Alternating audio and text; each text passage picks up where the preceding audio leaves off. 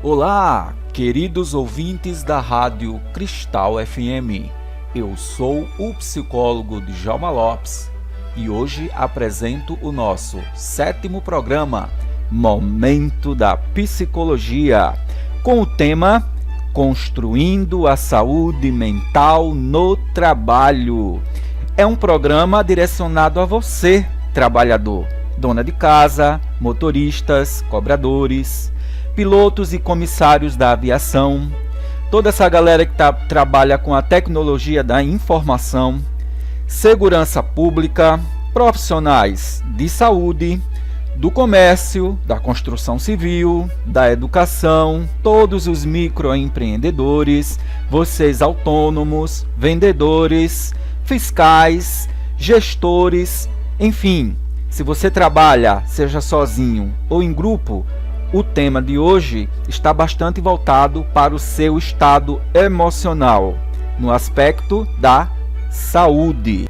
Este programa está dividido em 3 tópicos.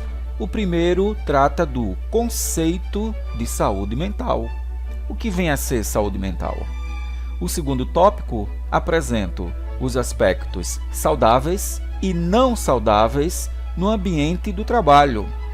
E o terceiro e último tópico, eu apresento algumas práticas saudáveis para a sua vida, ou seja, algumas reflexões sobre como produzir saúde mental. Bem, o primeiro tópico, o que é saúde mental? Nós podemos falar saúde mental ou saúde emocional. Vejamos, cotidianamente nós vivemos diversas situações que alteram o nosso estado emocional. E isso pode ser um momento de uma raiva, de uma ansiedade, de uma preocupação, de um desejo, risos, toque, abraço, sentimento de medo, de culpa, um momento de alegria, aquele momento que eu estou com muita fome, aquela gula para comer alguma coisa gostosa, aquele momento da preguiça, aquele momento que você está envolvido com cheiros bons, cheiros ruins, aquele momento que você está com uma dor no corpo, ou uma dor na alma, a dor emocional, o momento que você está com muita expectativa, seja boa, seja ruim, aquele momento que você está cheio de esperança, será que aquilo vai dar certo? Então, essas emoções cotidianas, elas provocam no seu cérebro alterações neuroquímicas, hormonais, que vão fazendo com que você viva diversos sentimentos, diversas emoções. As emoções prazerosas, as emoções ruins.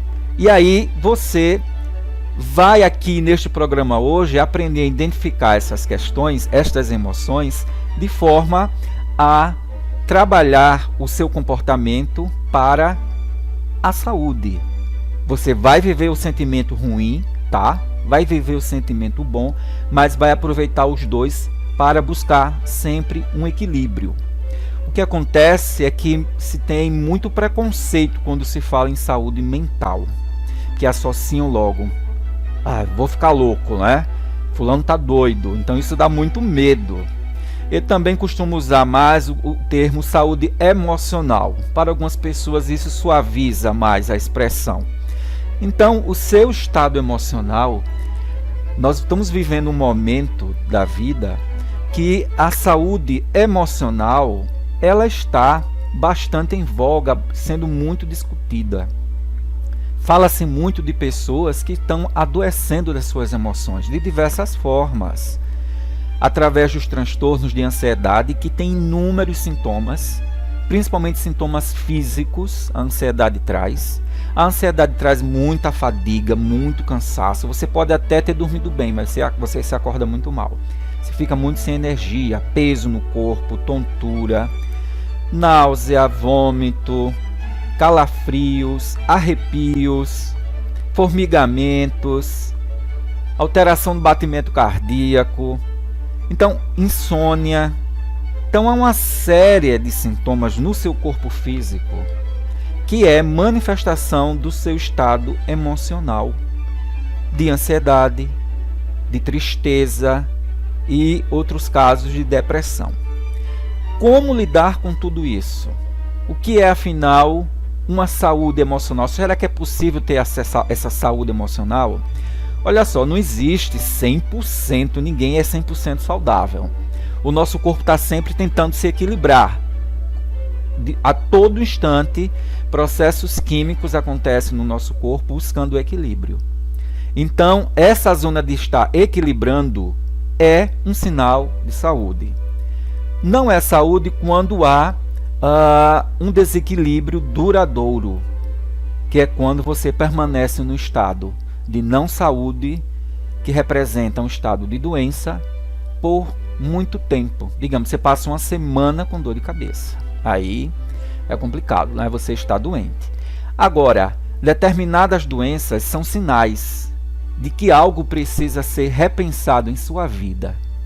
Não é nem uma questão assim, eu vou morrer, eu devo estar com câncer, eu devo estar com tumor, essa dor de cabeça, essa dor aqui na minha barriga.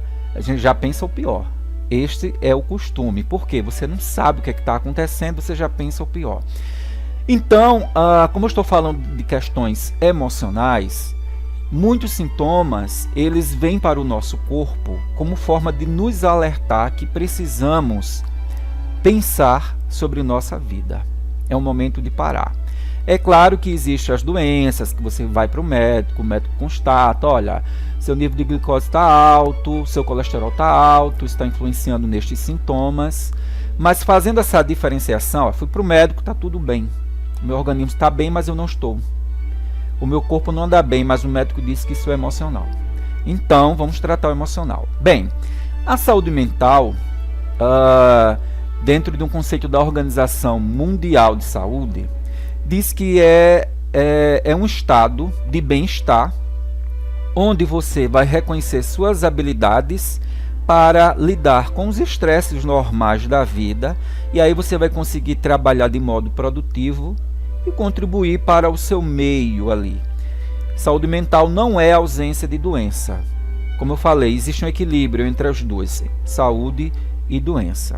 Então, nessa tentativa de equilíbrio, está aí esses exemplos que eu dei. Ora eu estou preocupado, ora eu estou feliz. Ora eu tenho uma dor de cabeça, uma dor ali na musculatura, mas ora eu estou cheio de energia. Então, existe uma outra coisa muito importante. As pessoas, nós, queremos sempre jogar para fora de nós essa angústia de viver. Nós queremos retirar de nós tudo isso que nos faz angustiar na vida. E também lançar essa responsabilidade de lidar com os nossos sofrimentos, também não queremos. Nós queremos colocar para fora, lançar para alguém. E aí, comumente se lança para o médico e para os remédios a responsabilidade de resolver as nossas angústias, os nossos sofrimentos. Eu fui para o médico, ele passa um remédio, está adiantando de nada. Esse antidepressivo, esse ansiolítico, não está me acalmando, não estou dormindo. Então, calma aí. Você tem que perceber que você tem um compromisso com a sua vida, que talvez você não esteja se olhando no espelho. A gente não percebe que é por lançar a responsabilidade para os outros que a vida parece estar cada vez mais vazia e insignificante. Isso que eu estou falando aqui é uma conceituação da psicanálise sobre essa questão de lidar com as próprias angústias, de uma psicanalista muito famosa aí, chamada Maria Rita Kell. É só colocar no YouTube, vocês vão ver ótimas palestras dela. Ou seja, eu preciso entender como é que está a minha vida, qual a responsabilidade que eu tenho com os meus sofrimentos para tentar mudar isso. Eu tenho que ver como é que eu estou cuidando de mim, da minha saúde orgânica, o que eu estou comendo. Estou fazendo alguma atividade física para melhorar o meu condicionamento? Como é que estão as minhas relações humanas com o outro? Porque é na relação com o outro e com você mesmo que se constrói esse processo de saúde e doença. Então, Ninguém pode vender a promessa de tratamento de saúde mental com resultado de vida 100% saudável. Mas você que vai buscar essa ajuda pode, juntamente com esse outro profissional, contribuir para desenvolver habilidades de enfrentamento dos seus problemas, que você poderá até minimizar determinados sofrimentos, minimizar o tamanho de determinados sofrimentos. Então, primeiro vamos entender que a sua saúde emocional, a sua saúde mental, é algo que tem a ver com uma negociação que você faz com tudo aquilo que você vive, com tudo aquilo que você sente. Se você se deixa dominar pelos sentimentos, pelas emoções, melhor dizendo, você fica muito à mercê delas e pode até exagerar. Então, quando você viver emoções ruins, pensa sobre essa emoção. Peraí, essa raiva toda é necessária? Esse medo todo é necessário? Essa culpa toda é necessária? Essa alegria não está muito além? Não é? Então vamos tentar encontrar um meio termo e questionar aquilo que a gente sente, para encontrar um equilíbrio das suas emoções. As emoções é algo um pouco difícil de lidar, mas com esse autoconhecimento, essa autorreflexão, você vai conseguir bons resultados. Vamos para o próximo tópico. Adentrando o tópico 2, aspectos saudáveis e não saudáveis no ambiente do trabalho, eu exploro 9 aspectos que eu considerei interessantes. Primeiro a ergonomia, depois a comunicação, relações interpessoais, clima organizacional, motivação, equipamentos de proteção individual, o ambiente, o intervalo para relaxar e o modo de gestão. Bem, o que é ergonomia? A ergonomia é uma palavra que vem do grego, ergon, trabalho, esse nomia, normas e leis. Ou seja, a ergonomia se refere ao estudo da adaptação do trabalho às características do ser humano. E aí nós temos um conjunto de leis que vai construir como será esta adaptação do trabalho ao ser humano, proporcionando a ele mais conforto e segurança.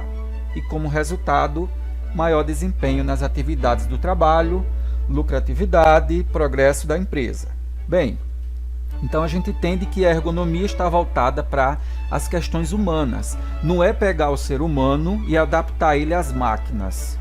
Ou seja, transformar um ser humano num robô capaz de se igualar a uma máquina e trabalhar ali e nunca se cansar e dar o máximo de si e acabar adoecendo. Não é isso. A ergonomia é uma ciência que quer pegar o trabalho e adaptar às condições do ser humano, porque o ser humano não é de ferro, o ser humano não é super-homem. Então, é importante observar que se você não cuida, se a organização, se a empresa que você trabalha, se o local, o ambiente onde você está, não está propício à sua condição de ser humano, você tem riscos de adoecimento. E aí nós temos 3 divisões aqui sobre ergonomia. Ergonomia física, psicológica e organizacional. O que é ergonomia física? É tudo aquilo que se refere à estrutura do seu corpo, às medidas do seu corpo, ao funcionamento orgânico seu, a biomecânica das atividades físicas, que é como a gente se locomove, o nosso potencial de locomoção, o nosso limite de fazer atividades repetitivas, que pode dar lesões osteomusculares. Então, verifica-se aqui na ergonomia física a questão da postura do seu corpo no trabalho, a forma como você manuseia os objetos, como você faz os movimentos repetitivos. E aí se entende esses problemas de adoecimento das articulações.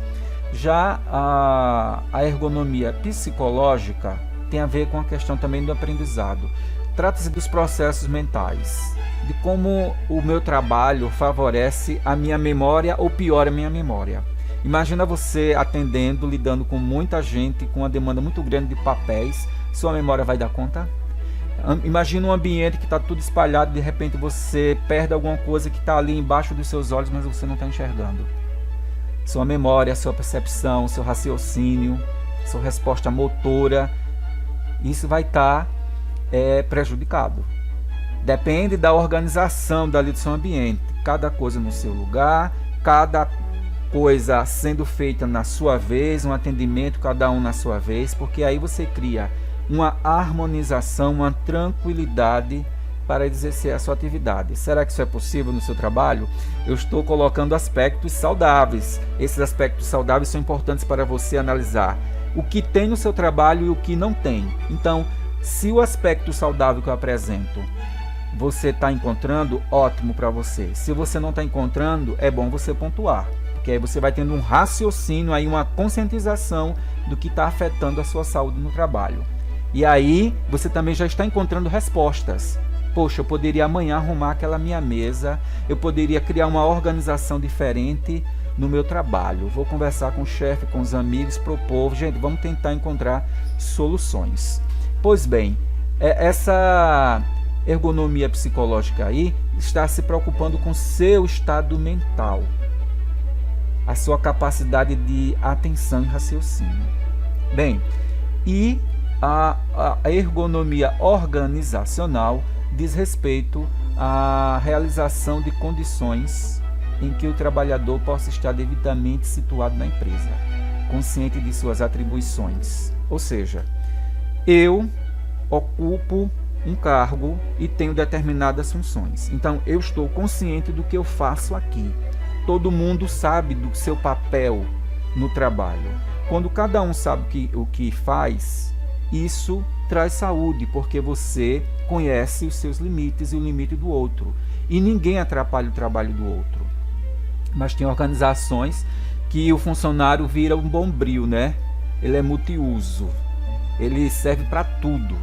E aí complica, isso não traz saúde mental não. Então a ergonomia organizacional é cada um saber onde está, fazendo o que, ciente de sua responsabilidade. Então essa ideia de ergonomia diz respeito ao aprimoramento, o treinamento do trabalhador no seu ambiente. Trata de questões que estão diretamente ligadas à sua capacidade de produzir e produzir bem, sendo um ser humano cujas máquinas e os objetos ao redor estão ajudando você como ser humano a progredir no trabalho. Bem, o próximo tópico aqui é a comunicação. Gente, comunicação é um dos grandes problemas da humanidade. Se a comunicação não é eficaz, ela pode causar diversos transtornos nas vidas das pessoas. Se você vai pegar um metrô, um ônibus, você tem que ver lá escrito o nome, né, do destino, para onde vai. Imagina se alguém erra ali, o motorista, né, o motorista do metrô, do trem, sei lá, um outro transporte, ele erra o destino. Ele coloca lá outro destino, mas o destino que ele faz é X, ele coloca lá destino Y. Aí vai. Daqui a pouco as pessoas começam a dizer, olha, esse ônibus não está indo para o caminho que está escrito lá fora. Então o motorista ali, ele destruiu a saúde mental daquelas pessoas naquele momento. Imagina, horário de rush, 6, 7 horas da noite, todo mundo voltando para casa ou indo para a universidade. Então olha o poder da comunicação em desorganizar a sua saúde mental.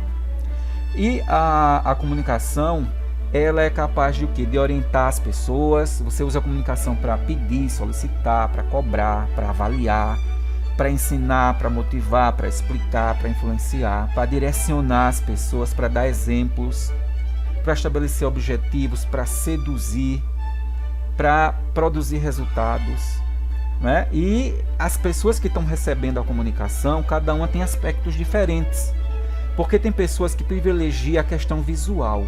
Tem gente que aprende mais, assimila mais, vendo. Vendo o quê? Vendo aquilo que você fala de uma forma escrita, através de uma pintura, através de um teatro. Então tem pessoas que aprendem mais utilizando muitos olhos. Já outros é o ouvido. Você precisa falar alto e claro. Não alto e estridente, mas de forma que seja bem clara, bem nítida. Que esse som que sai da sua boca ou do seu microfone, ele seja ideal. E há os sinestésicos. Sinestesia é toque, é sentir o outro. Tem gente que gosta de estar mais perto de você, gosta de sentir o calor humano. Eu estou ouvindo informação, mas eu quero estar ali perto daquele palanque. Eu quero estar perto ali de quem está falando. Então, cada ser humano tem uma forma, não é? Há pessoas que privilegiam uma dessas formas mais que outras. É claro que todos nós temos um pouco disso. A gente é visual, a gente é auditivo, a gente é sinestésico, a gente gosta desse tato aí. É importante você ter uma boa dicção. Então, se no seu trabalho você não tem uma boa comunicação com o outro que está ali cooperando no trabalho, né, você vai gerar problemas de saúde mental, até conflitos. Então, você tem que falar bem. Tem pessoas que falam muito baixinho, mal abre a boca. E alguém diz, eu nunca entendo o que aquela pessoa diz. E você que não fala num timbre legal, ou fala gritando, que deixa as pessoas com o ouvido doendo, o ambiente já está estressante e você está gritando, mas você não se corrigiu. Nem o que fala alto demais, nem o que fala muito baixo. Tipo assim, eu nasci assim, eu sou sempre assim. Gabriela, né? Pegando lá a história daquela atriz da novela Gabriela. Que isso virou até um ditado popular. Eu nasci assim, eu sou sempre assim. Não. Você está assim. Você não é, você está. Você pode mudar. Você pode melhorar. Então, quando a gente está em comunicação, a gente usa não só a boca, a gente usa o telefone, a internet, documentos escritos, e tudo isso tem que ser bem feito para que o outro entenda a mensagem. Muita gente diz, você escreveu e eu não entendi aquela sua letra. Lógico, então assuma aí sua falha. Realmente eu não escrevo bem, preciso praticar a escrita. Outra coisa, vamos usar mais aquelas 3 palavrinhas mágicas, por favor, obrigado, de nada e com licença, né? Eu acho que já vai para 4 aí. Então, isso aí, essa educação na relação com o outro, não só no trabalho, mas na vida em geral, proporciona bem-estar. Você é bem recebido. E outra coisa, quando você fala, você tem expressões corporais. A expressão do seu rosto, o movimento do seu braço, das suas pernas, tudo isso pode condizer com o que você diz ou não. A sua aparência, o seu cheiro. Imagina uma pessoa ali conversando com outra, que o desodorante já venceu, entendeu? Então, você tem que cuidar dessa sua aparência para quando for na relação com o outro, na comunicação, isso seja legal, uma comunicação boa. E através da comunicação, a gente também usa aquela persuasão. A persuasão é a capacidade de influenciar o outro, utilizando recursos emocionais para que o outro faça aquilo que a gente quer. Então isso é muito feito e muitas vezes a persuasão é usada de forma negativa para influenciar o outro a fazer algo que você vai sofrer. Se você fizer, você manda para o outro. Ao invés de conversar com o grupo, isso aí, essa atividade que o chefe passou para nós, ou que o meu amigo quer que eu faça, isso é muito sofredor, vamos melhorar isso, tentar mudar. E evitar julgamento precipitado do outro. Então, a comunicação ela tem que ser clara para você evitar má interpretações. Não é? E assumir assim, olha, eu falhei aqui na minha comunicação.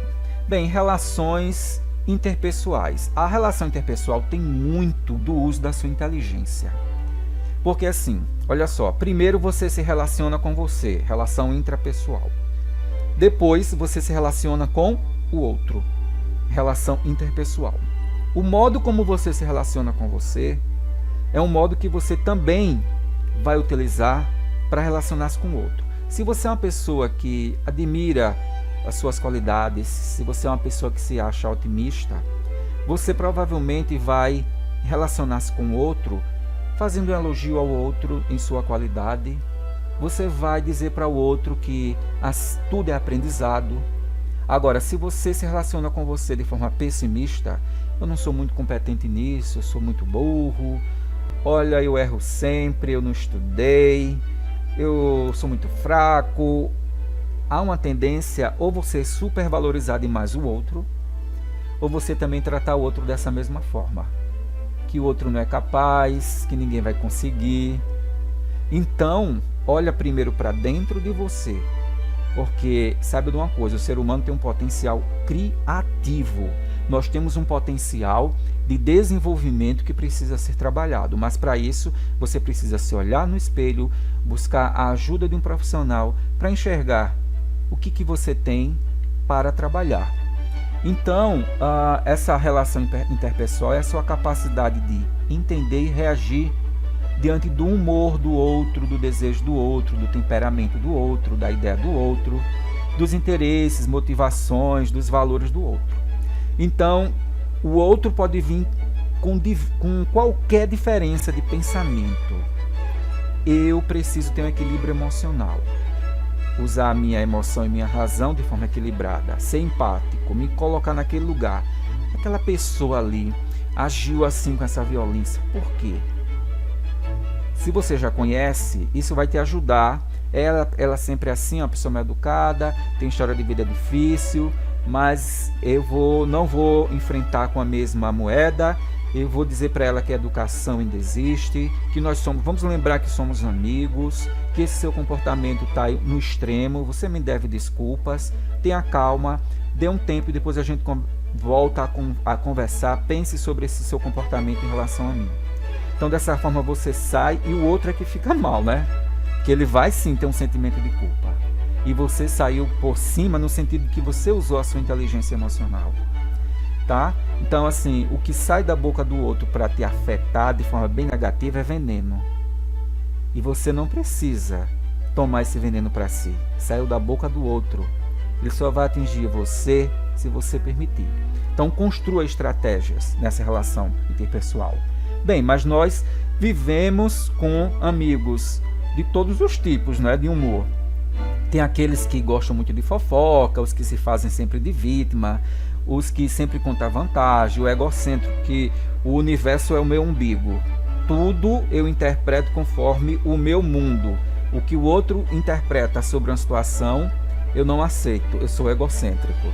Existe aquele que está sempre querendo brigar, existe o parasita que está se aproveitando sempre do outro, existe o brincalhão que chega a ter brincadeiras perigosas, que ele está além de um estado de humor legal, né? Ele brinca demais e termina desrespeitando, cometendo aí erros que precisam ser freados.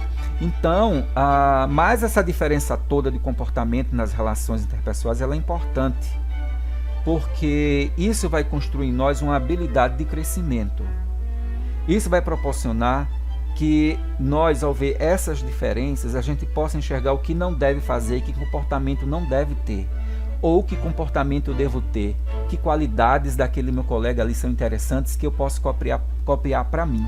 Então você aprende com o outro, tá? E a gente tem que ser também solidário quando alguém está precisando de uma ajuda, e se você pode dar essa ajuda no trabalho, por que não?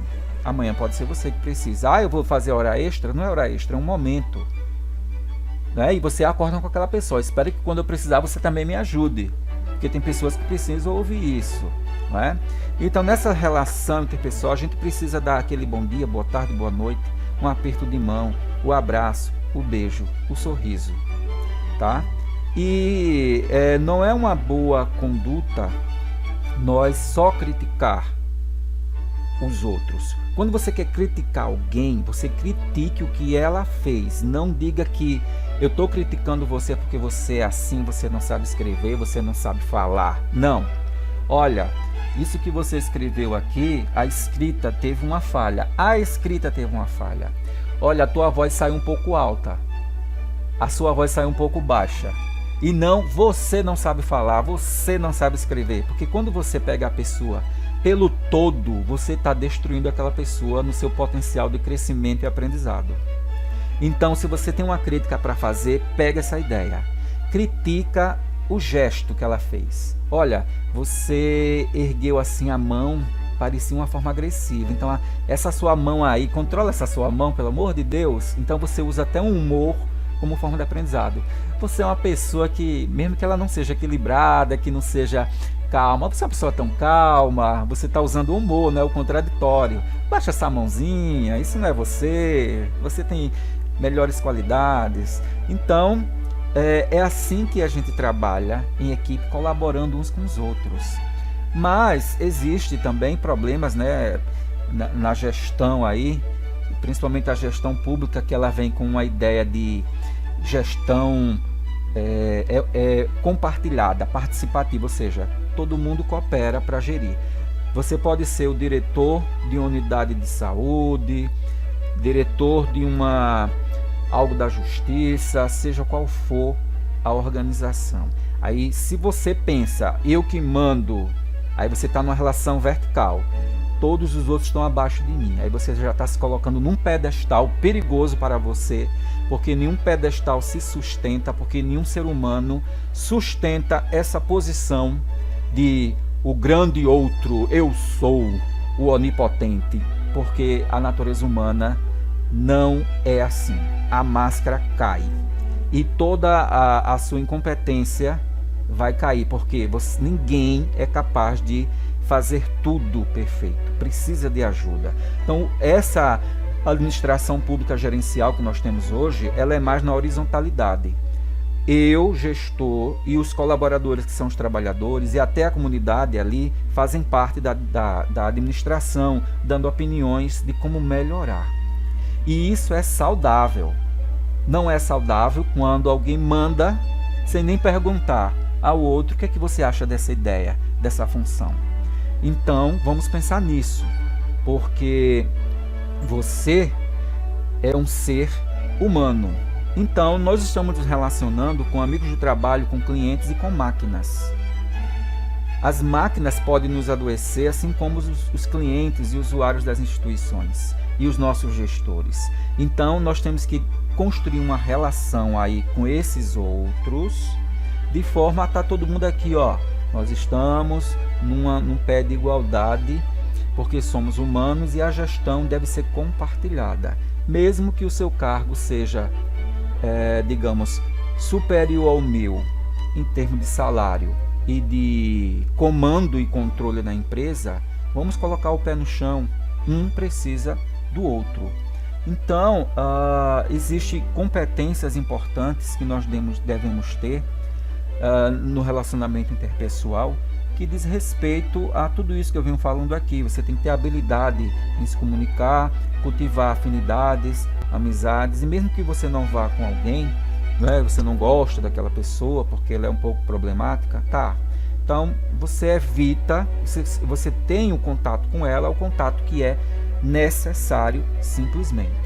Então é educando que a gente aprende, entendeu? Então é tudo isso que vai nos motivar, que vai nos ajudar nessas relações interpessoais. Agora, existem alguns aspectos que nos impulsionam nas relações humanas, que é a empatia. Eu consigo me colocar no lugar daquela pessoa que está sofrendo, que está com raiva, que está triste. Eu consigo me motivar porque o que eu faço eu gosto. Eu consigo ter iniciativa para questionar, para resolver um problema ali. Eu não preciso a toda hora estar perguntando ao gestor ou ao amigo. Eu tenho competência porque sou uma pessoa que é curiosa, que eu estudo. Eu consigo dar apoio e receber apoio. E quais são as forças que limitam a gente? A vaidade. Funcionários que são vaidosos demais, isso os limita, porque todo mundo vê que aquilo está no falso eu, o falso self. Aquilo não é verdadeiro. Toda aquela vaidade ali é um sentimento, às vezes, de grandeza. É aquilo que não é. Existem as pessoas que, às vezes, estão apáticas, não se estimula com nada. Isso é uma força que limita nessa relação. Existem aquelas pessoas que estão sempre na dependência do outro para fazer alguma coisa. Ela não tem autonomia. Outros são tímidos demais. E outros só querem estar manipulando os outros para fazer aquilo que eles querem, até o trabalho deles. Então, quando nós estamos em um grupo, a gente tem a necessidade de ser incluído, de ter acolhimento. Nós também temos necessidade de ter um controle, um certo comando, sentir que eu tenho uma função. Eu preciso ter esse sentimento de controle também, que é para eu, de repente, dizer, olha, fulano, aqui é o meu setor e tal, eu queria que você me ajudasse a fazer isso e isso, a ideia é essa, eu estou dando comandos. O acolhimento é aquele receber o outro bem e ser recebido. E aí eu tenho afeto e eu tenho abertura. Bem, passando agora à ideia de clima organizacional. As empresas ela possuem um clima, uma atmosfera, um ânimo. Então, o clima organizacional é a percepção do ambiente de trabalho a partir dos trabalhadores. Nossa, você chega em determinadas empresas e você olha para a cara, lá para o rostinho dos trabalhadores, alguns estão bem concentrados, motivados, alegres, e outros estão tristes, emburrados, insatisfeitos. E aí você já vai... Às vezes tem empresas que o clima é bem pesado, porque as pessoas estão trabalhando ali que não pode nem ir ao banheiro mais de 2 vezes por turno. Há um controle ali que é uma insatisfação imensa e a pessoa tem que se subordinar a determinadas regras que não são muito humanas. Então, esse clima organizacional depende das relações humanas, do tipo de gestão que existe ali. É democrática? Nós somos participativos? É autoritária? Quem manda é o superior. Então, eu tenho que ficar calado, baixar a cabeça e obedecer. Então, tudo isso influi na nossa saúde mental. E aí também tem a estrutura física. Esse ambiente aí, como é que está? Está bem repartido os setores?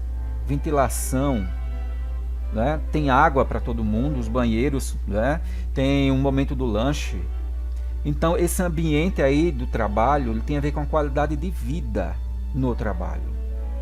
E aí, essa atmosfera psicológica, ela afeta de modo tanto positivo como negativo. Se o clima da organização afeta de forma positiva, eu tenho uma certa autonomia, uma certa liberdade. Nós podemos dar opinião ao gestor de como melhorar o meu trabalho. Olha, eu tive uma ideia inovadora, eu sou um colaborador, um trabalhador colaborador, então me sinto motivado. O meu comportamento ele fica saudável, eu tenho um maior desempenho. Agora, se a atmosfera psicológica é negativa, né, há todo aquele controle sobre você, então isso aí vai cair a motivação, comportamentos indesejados vão começar a aparecer, adoecimentos, baixa no desempenho. Então, o gestor, às vezes, ele quer melhorar a situação, mas não dá, a empresa não dá recurso para ele, seja privada ou pública. E aí o que é que ele tem que fazer? Como eu posso ajudar nesse clima organizacional? Bem, eu vou conversar com meus amigos de trabalho. Como é que você se sentiria bem aqui? O que é que falta? Questiona uns com os outros. Dá um pouco mais de liberdade aos trabalhadores, para eles se sentirem mais felizes no trabalho. E a motivação? Bem, a motivação, nós somos motivados a partir do momento que eu tenho minhas necessidades de sobrevivência fisiológica, de alimentação, de segurança garantida, minha necessidade de crescimento, que tem a ver com a possibilidade de eu me realizar, de eu fazer coisas novas, de eu contribuir para um aprendizado, para o desempenho, de eu poder falar, de eu poder estudar, de eu poder aprender outras coisas. Não é? A necessidade de eu dizer, olha, eu existo porque eu vivo, porque eu tenho relações boas. Tem gente que diz que a vida está uma porcaria, porque ela não sente que está vivendo. Ela está como uma máquina, de casa para o trabalho, de trabalho para casa, e não tem vida. Enquanto que o ambiente do trabalho ele poderia ser mais motivador. Mas você tem que ver o que para você é motivação. E você tem que dizer, olha, eu gostaria que no meu trabalho eu pudesse fazer isso e isso, desde que isso seja condizente com a sua função. O que vai te motivar também é o relacionamento. Como é o relacionamento ali no trabalho? Não é? Favorece a tua autoestima ou não? Como é que as pessoas são ali? Como é que se comunicam? Como é que se olham? Como é que se cumprimentam? Há respeito? Ou tem muita piadinha? Tem muita brincadeira de mau gosto? Há desrespeito? Então isso não motiva. Há um problema aí nessa gerência e você também tem que se colocar para se proteger desses aspectos doentios. Então você precisa também se sentir que está crescendo ali. E para você se sentir crescendo, você precisa sentir prazer naquilo que faz. Você precisa, aos poucos, descobrir que naquele lugar você está se autorrealizando-se de alguma forma, ou que o que você faz ajuda quem você gosta também a se realizar. Mas você é o ponto central. Então, o que acontece? Se uma necessidade sua é frustrada, você começa a compensar buscando uma outra forma de ter uma outra compensação. E se outra necessidade é frustrada, você fica insatisfeito e vai compensar de que forma? Vou chegar em casa e fazer uma panela de brigadeiro, então eu vou tomar uma bebida, para buscar o sentimento de prazer, para recuperar daquele mal-estar provocado pela insatisfação. Então isso é um jogo, é um ciclo que você deve estar atento. Eu não posso buscar uma compensação que possa me destruir, abalar minha saúde. Então, o seu trabalho, você tem que ver se ele está mais no nível da satisfação ou da insatisfação. E você dizer, bem, o que pode melhorar e o que não pode. Ok? Então, vamos passar agora para o próximo tópico, que é os equipamentos de proteção individual e segurança. O que tem a ver esses equipamentos? Bem, eles têm a ver diretamente com a sua segurança, o seu bem-estar. Esses equipamentos aí, eles proporcionam que você esteja dentro do ambiente, vivendo ali, usufruindo de tudo aquilo de modo confortável para a sua saúde. Então, é dentro desta ideia de segurança que você pode também estar tendo uma garantia de bem-estar. Olha, a empresa me fornece os equipamentos, luva, máscara, vestimenta, cinto de segurança. E outra coisa, existem equipamentos de proteção individual que causam mal-estar. Por exemplo, existem algumas máscaras utilizadas, por exemplo, em hospital. Tem uma chamada bico de pato, quando você vai atender pacientes que estão com doença infecto-contagiosa. Então, a sua respiração ali você fica quase sufocado ali. Então, existem outros apetrechos aí de equipamento de segurança que também gera desconforto. Então, a dica é, de que forma a engenharia poderia melhorar esses equipamentos de segurança? E aí, se você tem o equipamento de segurança, valorize a sua vida. Porque muita gente diz, não preciso disso não, sou muito macho, sou muito seguro, nunca caí, nunca sofri um ferimento. Então, não conte vantagem, saia desse pedestal, porque nenhum ser humano se sustenta aí em cima. Um dia a máscara cai. Bem, passando agora ao próximo tópico, eu vou falar da questão do ambiente. O ambiente de trabalho, no sentido das condições físicas, que diz respeito ao conforto, a relação desse ambiente nas relações com o homem, para que seja possível aprimorar a qualidade de vida de quem usufrui ou vive ali naquele local. Então, essa ideia de conforto ambiental, das estruturas físicas dos departamentos, ela deve ser entendida como uma adequação ao uso do homem, do ser humano, respeitando as condições de temperatura, de ventilação, de acústica, que é o som, né, e visual. Então, o que é um conforto ambiental? É a sensação de bem-estar completo, físico e mental, mas tem profissões que são difíceis, né? Há motoristas de ônibus aí que o diga, cobradores e outras profissões, quem está na segurança pública então, que está com aquelas roupas pesadas, coletes à prova de bala, aquela arma pesada, aquele carro ali quente, um monte de homens e mulheres, né, ali dentro, indo para ações. Então, às vezes não tem como, a minha viatura tem ar-condicionado. Então, são situações difíceis aí para essas pessoas. Além do mais, há condições de trabalho que elas têm uma série de poluentes na edificação. São voláteis, produtos de limpeza, pesticida, as próprias copiadoras impressoras que emitem ali com a sua temperatura algum cheiro. Tem a questão do mofo, da poeira, o seu metabolismo humano mesmo, que você sua, libera excreções, a presença de animais no ambiente. Então, um ambiente que tem fumaça, que tem cozinha, que vem vários cheiros.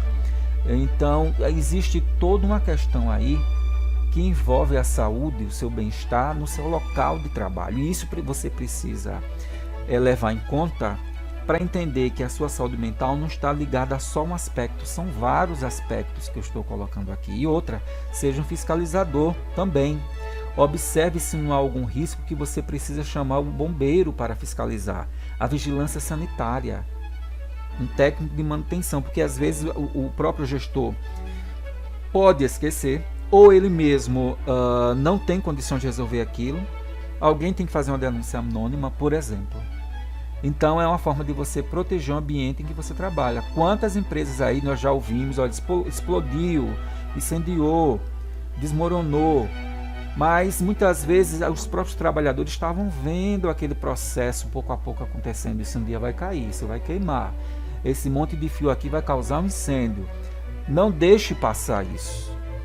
Converse com os amigos ou de forma anônima faça uma denúncia, porque é a sua vida que está em risco. O penúltimo tópico é um intervalo. Gente, eu preciso dar um intervalo. Imagina você trabalhar 6 horas, 8 horas por dia sem dar intervalo. Existem trabalhos que a demanda é tão grande de atenção que você se cansa rapidamente. Então você precisa, eu vou tomar uma água, respirar um ar puro, ver o sol, ver a chuva, ver a noite, ver a lua. Volto em 5 minutos ou em 10 minutos. Vou comer uma fruta, vou fazer um alongamento, vou deitar um pouco ali a cabeça, 5 minutos para o sangue fluir. Então você precisa de intervalo. Há profissionais que não têm esse intervalo. Tem motoristas que chegam numa viagem e já emendam com outra. Tem profissionais aí da saúde e da segurança que ficam emendando trabalhos. Pegam plantão noturno, aí no outro dia já está de novo. Cadê o intervalo para o descanso do cérebro? Isso adoece. Ah, mas eu tenho uma necessidade financeira maior. Certo, mas fazer isso constantemente não é uma boa ideia. Você precisa dar essas quebras durante o dia, do intervalo, para a sua mente descansar, e durante a semana, principalmente se você, o seu dia de folga é para ter folga. Bem, e o último tópico aqui desse tema que eu estou falando, dos aspectos positivos no trabalho, é falar do modo de gestão. Olha só, se você tem aí, eu até já de certa forma já mencionei, um gestor que ele lida dentro de um aspecto democrático, onde todo mundo pode participar das decisões da administração, pode opinar, olha, isso não me faz bem, isso está fazendo bem a fulano, não está fazendo bem a ciclano. Vamos pensar numa forma de todos trabalhar em conjunto.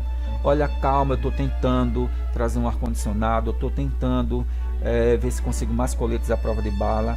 Olha, eu estou tentando melhorar a tua condição de trabalho. Tem como você esperar só mais um tempinho? Não tem, porque a minha saúde já está prejudicada. Então eu preciso sair daqui. Me ajuda. Então isso é democrático. Como aperfeiçoar o ambiente de trabalho? É a gestão democrática e participativa. Mas tem um gestor autoritário. Ele determina, ele não quer saber do seu bem-estar, ele quer números, ele quer dados quantitativos de que tudo está sendo feito, que você é uma máquina. Tem seu aspecto negativo. Mas e o gestor liberal? É aquele que não tem muito pulso. Ele, ao invés de intervir em determinados momentos como um gestor, o chefe, ele deixa tudo muito frouxo. E aí a equipe não sente que tem um líder. Não sente que há um guia ali. Então, nesse tópico aqui eu falei dos aspectos saudáveis no ambiente do trabalho, no sentido de... É claro que também puxei algumas coisas que não são saudáveis, né? Mas o aspecto saudável é para a gente entender o que a gente tem direito, da ergonomia que eu falei, sobre a questão do ambiente favorecendo o eu humano. A minha comunicação tem que ser legal, tem que ser boa, de qualidade. As minhas relações humanas, vamos privilegiar isso. A harmonia na relação com o outro, vamos compreender um pouco esse outro e vamos crescer, amadurecer nessa forma de se relacionar consigo mesmo e com o outro. Vamos proporcionar um clima organizacional mais saudável, mais estimulador, mais respeitador, com mais liberdade do ser humano se expressar e fazer suas necessidades fisiológicas. Vamos ter um clima organizacional motivador, em que eu trabalho, faço algo que me realiza. Por quê? Porque eu posso conversar sobre a minha função e o outro pode, o meu gestor, o meu amigo, pode ajudar ao invés de estar competindo comigo. Isso é saudável. Vamos usar os equipamentos de proteção individual E também vamos falar se ele está lhe ofendendo, fale, olha, essa máscara aqui, essa luva tem algum problema que está deixando minha mão irritada, etc. Vamos ter um intervalo, vamos pensar nesse ambiente. A temperatura aqui está muito frio, mas para alguém não está, então tem que conversar. Tem um meio termo aí dessa temperatura, não tem ar-condicionado nem ventilador, não dá para trabalhar. Gestor, está difícil. Vamos pensar numa saída? Porque vai ter que reduzir sim hoje o desempenho. Não tem como, está muito ruído, né? Então vamos botar uma música ambiente. Então eu estou falando de aspectos que podem te ajudar. Esse gestor não é muito democrático, participativo. Isso tem que ser falado, tem que ser trazido, ok? Então é com essa consciência do que pode ser bom que a gente pode criar ideias de como melhorar a nossa saúde mental. Vocês perceberam que eu trouxe 9 aspectos que podem provocar situações de saúde mental ou não saúde mental. E aí é nesta reflexão do conflito, da situação problema, que o grupo pode entrar num diálogo para tentar entrar em acordos para minimizar, pelo menos minimizar, já que a solução possa ser difícil por conta de uma série de fatores estruturais, econômicos, da própria instituição, se privada, se pública, do temperamento do colega de não ajudar, mas alguma coisa deve ser falada, mas falada de modo dialógico, educado, chamar para o diálogo. Passando ao último tópico, práticas saudáveis para a sua vida. Aqui nós vamos refletir como você ter um maior estado de saúde emocional e menos sofrimento. Mas para isso você tem que entrar num processo de autoconscientização sobre você, seu jeito de ser, seu temperamento, sua forma de lidar com os problemas, com os outros, aquilo que você precisa melhorar como pessoa para crescer. É claro que você não vai conseguir resolver grandes problemas lá no seu ambiente de trabalho, mas você, em conjunto com os outros, pode encontrar formas de tornar aquele ambiente de trabalho mais acolhedor, mais amigável, a partir de um trabalho em grupo, porque nós adoecemos em grupo, nós temos saúde em grupo. É na relação com o outro, é nessa questão social que a gente constrói esse processo de saúde e doença.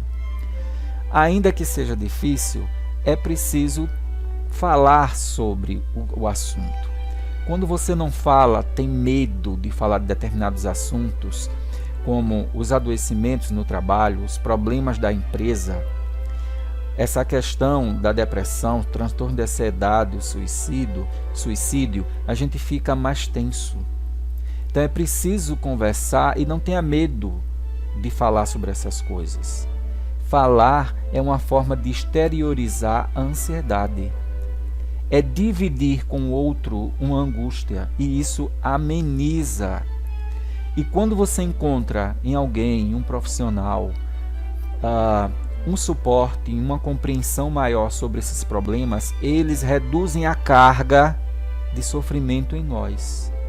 Porque o conhecimento, ele nos descortina, eles retiram uma série de fantasias, faz você sair de uma caverna imaginária e ir para um mundo iluminado, menos conflituoso. Então, inicialmente, é importante entender que todo ser humano tem conflito. Em qualquer grupo que ele esteja, na família, na escola, no trabalho, em qualquer grupo. Agora, qual é o destino que você vai dar ao seu sofrimento? Você vai ficar sofrendo cada vez mais, vai assumir aquele papel de vítima, se você já é adulto. Eu preciso de ajuda, vou chorar que eu quero que todos vejam que eu sou o coitadinho. Talvez esse não seja o melhor caminho, não. O melhor caminho é você dar um destino ao seu sofrimento de forma a livrar-se dele, de compreendê-lo para melhorar e livrar-se dele. Você tem que usar da criatividade, Você tem que encarar as limitações humanas. Muitos homens aí dentro do machismo não querem não admitir o sofrimento. Sou macho, eu aguento alta temperatura no meu trabalho, dentro lá da viatura, né? Eu dou um plantão e pego já outro plantão e estou aqui em pé, seja na saúde ou na segurança pública, não é? Eu passei 24 horas sem dormir, eu sou forte. Não, você está prejudicando o seu corpo humano. Uma coisa é você fazer isso uma vez, uma outra coisa é toda semana. Não vamos banalizar as nossas condições humanas.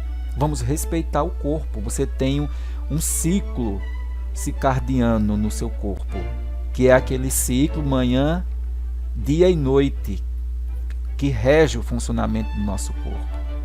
E muitas mudanças acontecem aí se você não respeita esse momento de descanso do corpo. Como você fica 24 horas acordado e emenda mais de 12 horas, ou passa 2 dias em busca de dinheiro só para pagar dívidas. Muito cuidado em pegar responsabilidades que não é sua, para depois estar sacrificando o próprio corpo.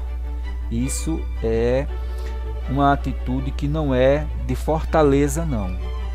Isso é de fraqueza, porque você está se entregando aí a um desejo do capitalismo, a um desejo do outro. Você não é super-homem. Então você tem que cuidar desse seu bem-estar. Para muita gente, mostrar o sofrimento é revelar a fragilidade, que é incompetente, e aí começa a mascarar que está tudo bem, que é forte, que está saudável, que emendou, que foi capaz de fazer isso e aquilo, que tem coragem, enfrenta muitos riscos. Aí daqui a pouco começa a explodir sintomas no corpo ou alterações do comportamento. Não há como fugir da inteligência do nosso corpo humano, mente-corpo. Não é? Nós temos uma programação aí que nos faz ser humano, que não tem como. Por mais que essa sociedade que vivemos, da tecnologia, da informação imediata, de tudo acelerado, você continua humano. Você não se tornou máquina e não vai ser. Então não dá para competir com as máquinas. Então vamos aí reduzir essa carga de sofrimento naquilo que é possível. Como eu disse, é na relação com o outro que você constrói sua saúde mental. Então, é uma relação psicossocial. Existem formas de gestão de pessoas, de gerenciar pessoas, que podem levar ao adoecimento ou à saúde do trabalhador. E você que está sofrendo uma perseguição, um assédio no trabalho, está trabalhando em condições não legais, você tem que se posicionar. Você tem que pedir ajuda. Pedir ajuda não é sinal de fraqueza. É dizer, eu preciso de um psicólogo, eu preciso de um psiquiatra, eu preciso de alguém que me escute e que não me julgue, que reduza o meu sentimento de culpa. Você não pode se sentir culpado por estar sendo esmagado. Você é gente. Fuja disso para ter a sua saúde, para não entrar num sistema de adoecimento aí, que seja depois muito mais longo o processo de recuperação do seu bem-estar. E outra coisa, uma equipe que está adoecendo, o gestor também está doente, acreditem nisso. Olha, eu recebo, eu tenho um controle por um chefe, recebo direcionamentos de um chefe que eu tenho que fazer, e isso está me adoecendo, mas ele também. Pensa que não?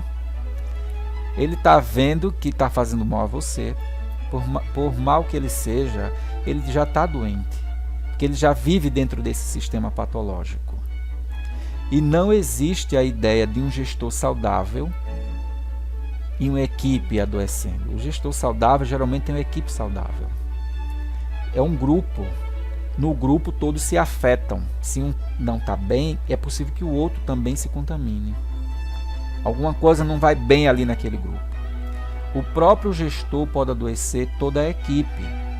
Quem trabalha em rede de corporação, melhor se protege do adoecimento mental. Por quê?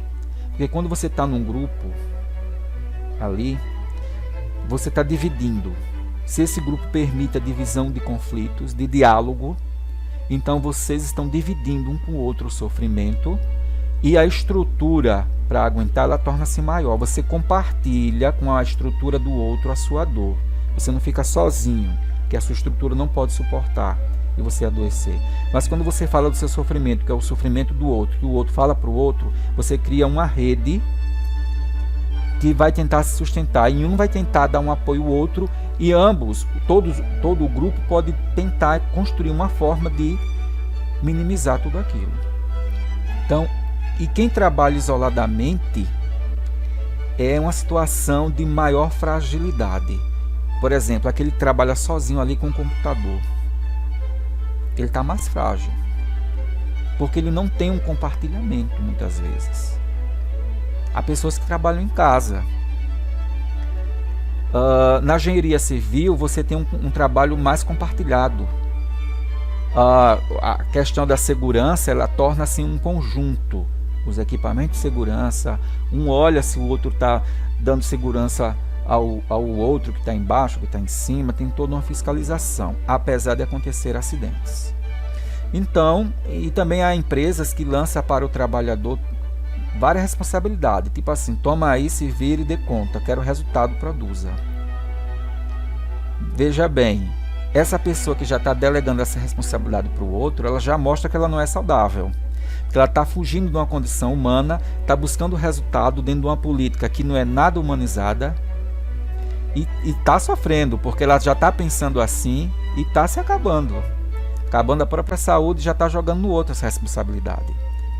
Então, é na relação com o outro que você também vai ter uma solução para a sua saúde mental. Você tem que se unir no seu grupo de trabalho. Então, a organização que não reconhece o trabalho do outro, do funcionário, o funcionário adoece. Porque ele se sente desvalorizado, inutilizado. E outra coisa, você precisa saber o seu real papel. Quando você faz um concurso público, está lá qual é o seu papel com essas tarefas que você vai desempenhar. Mas muitas vezes você desempenha mais do que aquilo. E até mesmo nas organizações privadas. Você vai além daquilo. E aí você se sente usado e não recompensado. Então, é uma situação muito difícil. Se não há a valorização, a sua valorização no trabalho, se o trabalho não faz sentido para você, infelizmente não tem como haver nenhum tipo de motivação para esse trabalhador. Para o trabalhador estar motivado, primeiro ele precisa encontrar um sentido para estar ali, desempenhando aquela atividade. Você precisa de um sentido. Você precisa encontrar um prazer naquilo que você faz. Qual é o sentido que você dá ao seu trabalho? Reflita sobre isso. O professor ele diz assim, eu me realizo quando eu estou ensinando porque eu estou contribuindo para o crescimento do outro. Eu gosto disso. Eu tive referenciais na infância de professores pelos quais eu fiquei apaixonado. Alguém que trabalha na saúde pode ter algo semelhante. Eu sou capaz de... Já ajudei alguém que poderia morrer ou que estava sofrendo muito. Ou da segurança, eu salvei alguém, seja bombeiro, seja policial, já salvei alguém do perigo. Salvei a vida. Então isso me faz sentir útil. Então você tem que encontrar um sentido, se firmar nesse sentido, mas também brigar por seus direitos trabalhistas. Mas olha só, está todo mundo perdido sobre o que fazer em relação à saúde mental. Como assim?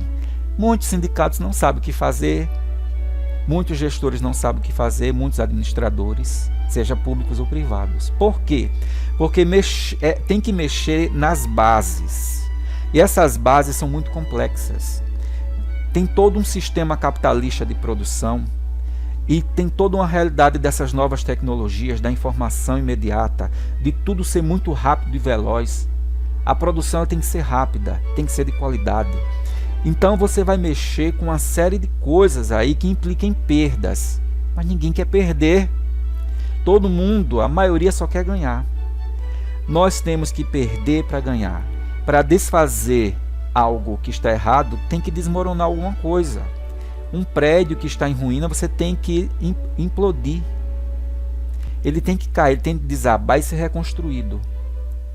E aí isso demanda tempo, é desfazer para construir.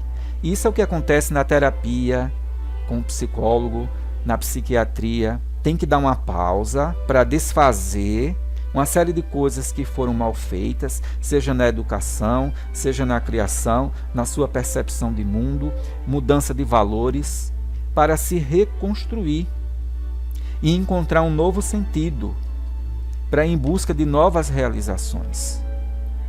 Se não for assim, fica difícil obter um ganho.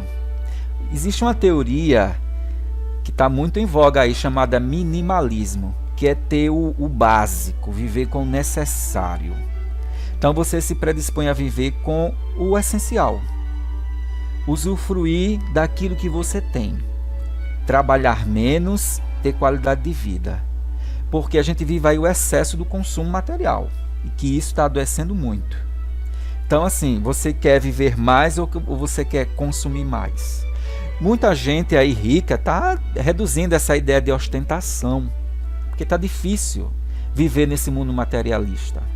Você não encontra suporte afetivo, porque é o afeto que sustenta a tua saúde emocional. É a ligação com o outro, é a valorização do sentimento. Lembra antigamente, quem aqui nasceu, acho que dos anos 80 para trás, vovô aí, vai lembrar, olha, bastava você dar a palavra que o outro confiava. Ali é uma pessoa que tem palavra. A palavra do outro tinha valorização. Hoje em dia muita gente não confia nesses atributos humanos. Tudo é muito materialista. E aí a gente está mergulhando num vazio. É por isso também que há muito adoecimento. Então vamos fazer uma mudança em nós. Se o outro não muda, problema do outro. O importante é que você está no processo para ter mais dias de vida e com saúde. Então, para isso, você tem que fazer algumas identificações. Quais são os fatores de riscos na minha vida que não estão contribuindo para a minha saúde? Eu estou dormindo pouco. Será que eu posso dormir mais? Não estou fazendo atividade física ou não estou? Será que tem condições de eu sair para passear, criar um animalzinho, estar com meus filhos, me divertir um pouquinho, jogar um dominó, um baralho, cantar, ir a um cinema, tomar um sorvete, andar pela praça, esvaziar a cabeça, dar atenção à sua esposa, ao seu esposo?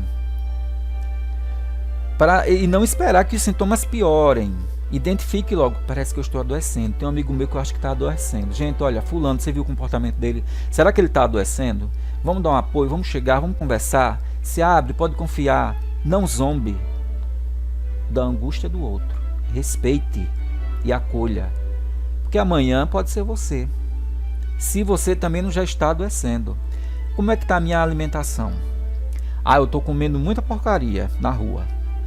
Será que não tem como você levar um lanchezinho, uma fruta de casa? Tem como fazer esse controle, não? Está fazendo algum exercício de relaxamento, de respiração? No YouTube tem muito. Você coloca lá relaxamento, exercício de respiração, alongamento. Até no trabalho você pode fazer. Quando for no banheiro você pode se alongar, eliminar um pouco da sua atenção. Está dividindo suas responsabilidades ou está assumindo tudo sozinho?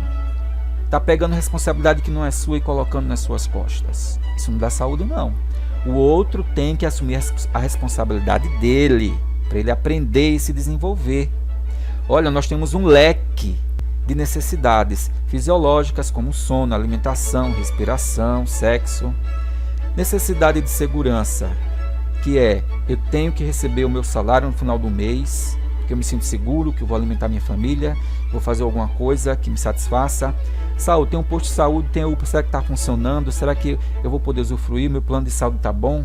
A educação, a escola pública, a escola privada, como é que está para os meus filhos? Onde é que eu vou educá-los? A segurança, será que eu estou seguro? Será que se eu chamar a polícia ela vai chegar a tempo? Amor e relacionamento é outra necessidade do leque. Você tem amizades? Como é que você se relaciona com sua família? Fez um grupo da família no WhatsApp para não brigar, para compartilhar coisas boas, lembranças da família, marcar algum encontro? Você gosta de animais? Você tem algum animal? Como é que tá os seus parceiros amorosos? Então a gente precisa do toque do outro, do afeto.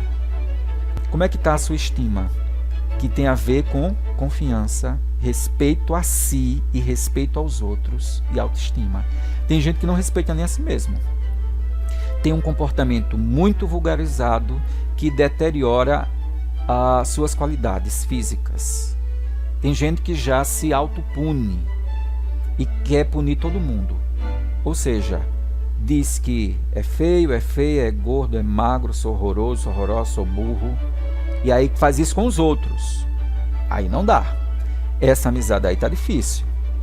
A sua realização pessoal. Você precisa, para a realização pessoal, ser mais criativo, ser mais espontâneo. Acaba com teus preconceitos. Aceita a diferença. Você não vai resolver para que todo mundo seja como você quer. Aceite os fatos. A verdade dói, mas é melhor aceitar essa verdade do que viver na mentira. Tente solucionar seus problemas de forma mais conversada, não seja tão radical. Faça uma programação, tenha uma agenda, coloque no papel o que você vai fazer na semana, no mês ou no ano. Quais são seus propósitos? Eu vou incluir um hobby. Eu vou, uma vez na semana, assistir um jogo, um futebol com minha família. Ou eu vou jogar alguma coisa, vou ao cinema, vou ao parque. Vou cuidar da minha espiritualidade, vou à praia, vou fazer uma meditação. A internet é o mundo aos seus pés, tem uma série de coisas para se distrair. Até no seu horário de trabalho, você pode fazer em algum momento algum movimento de corpo para relaxar. Entendeu? O que é que você pode excluir que afeta a tua vida? Eu não quero assistir muito TV porque tem só notícias ruins. Não tem muita coisa produtiva. Exclua. Você pode pegar informações que você quer de jornalismo até na internet. Terá uma hora para isso. Muda a tua alimentação, muda os eventos estressores, reduz esse vício. Procura, eu preciso de um acompanhamento psicológico, não porque eu estou doido, mas porque eu quero organizar melhor minhas ideias, eu quero mudar. Mudar traz sofrimento, gente. Então, ter um suporte é ideal.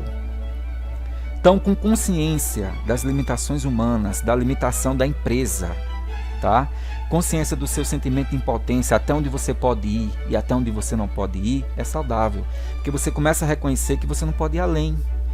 Eu me frustrei, mas eu sei que eu só posso ir até aqui, é só isso que eu posso fazer.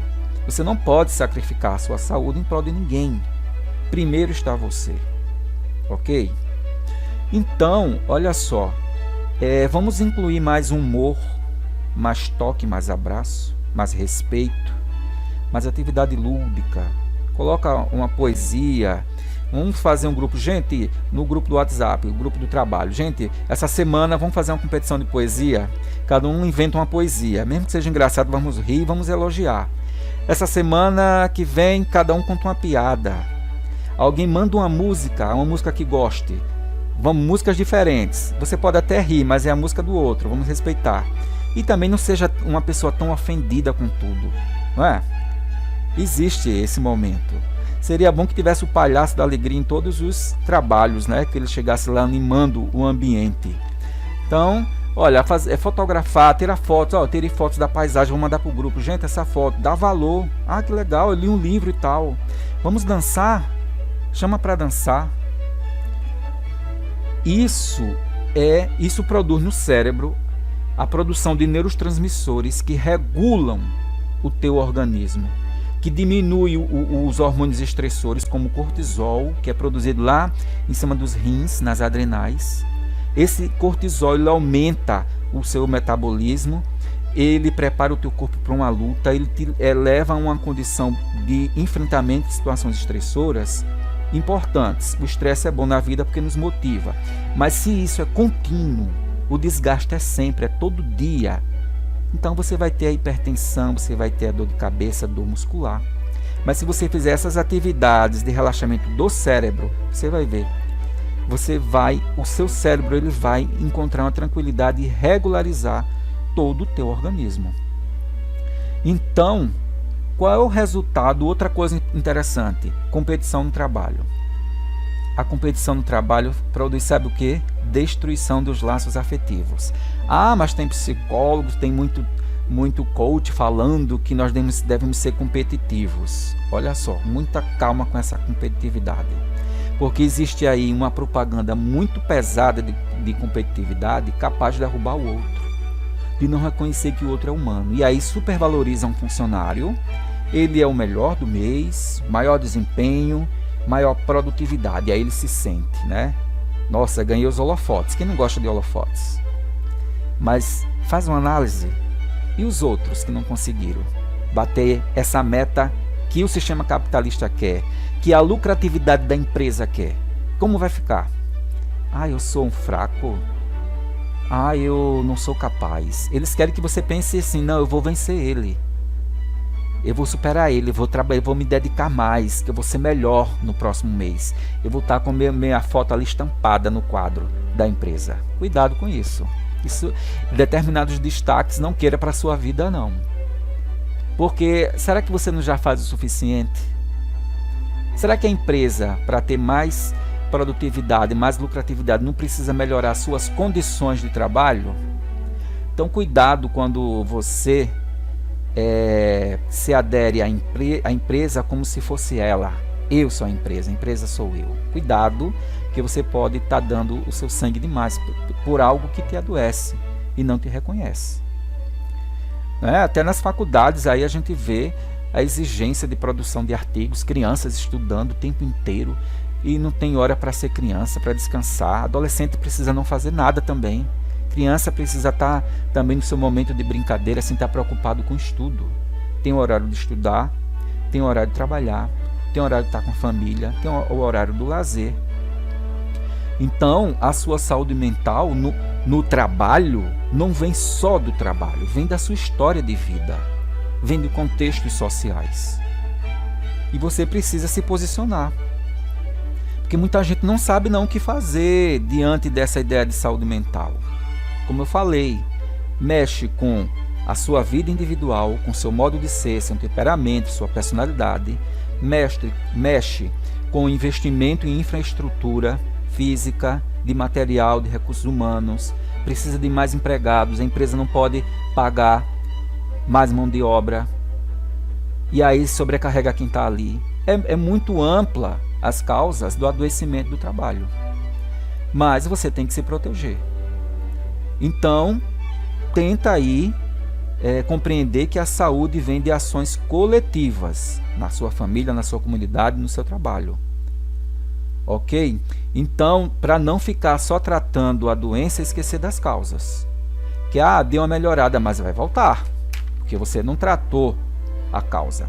E para finalizar, eu vou contar aqui uma história de um nazista que ele chama-se Eichmann. Tem até um livro chamado Julgamento do Eichmann, a autora Hannah Arendt. Quem foi Eichmann? Na Segunda Guerra Mundial, ele foi um alemão que ele participou do assassinato de milhões de judeus. Mas ele fugiu da Alemanha, ficou sendo procurado por muitos anos, fugiram, muitos foram para a Argentina, né? E uma das pessoas que sofreram as torturas dos nazistas, torturas pesadas, há muito livro, muito filme aí, a lista de Schindler, por exemplo, reconheceu ele andando nas ruas de Buenos Aires. A vítima, você que apanha, não esquece, mas quem bate esquece, principalmente uma pessoa que torturou centenas, milhares de pessoas.